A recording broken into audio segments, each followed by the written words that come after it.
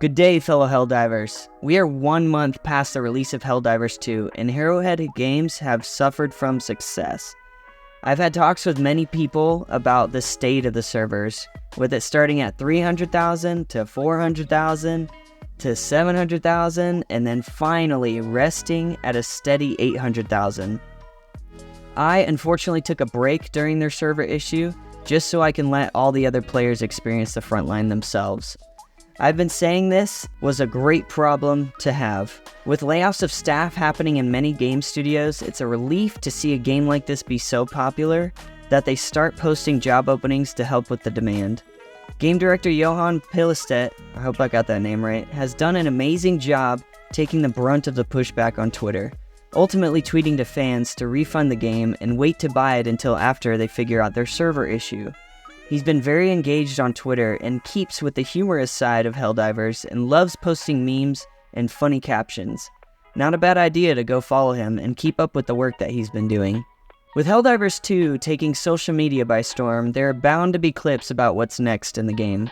From the first Helldivers, we saw tanks and mechs being available to use for missions by the players. Videos have been popping up here and there about playable mechs and vehicles. Here are a couple clips that were shared, but if you want to go see more, go on TikTok or Instagram and search for them, and you're bound to find some gameplay being shown. These would most likely be stratagems called down to help with the missions that we dive into, and would be beneficial for the harder missions, but it seems like they've only been placed on certain planets and throughout various missions to help with the fight against Super Earth's enemies.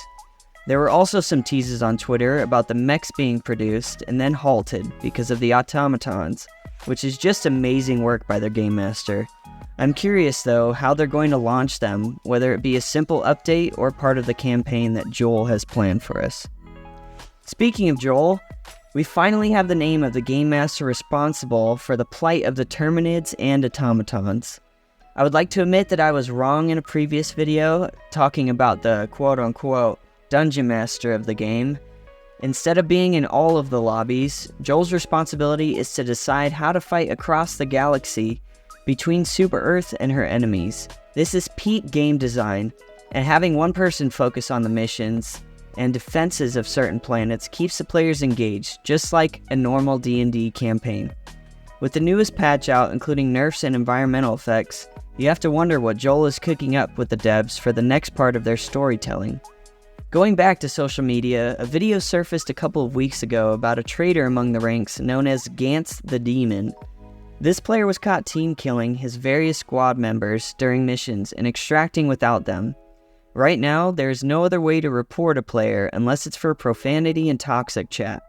Hopefully, the devs can start seeing that this isn't a one-off instance, and, like many other online games, there's an inevitable chance of running into griefers or toxic players that will do that to random teammates on the battlefield. This isn't fun for anyone, especially if those people who are intentionally team killed are grinding for some samples or credits, and then lose them to someone who just wants to watch the world burn. There have been a few copycats that have joined the rebel ranks, but we hope not to see them in our future battlefields. That's 1 month in. How are you feeling about the game? Are you excited about the new mech suits and vehicles? Which of Super Earth's enemies are you fighting the most? Comment down below and let's talk about it. I'll see you on the front line, Helldivers.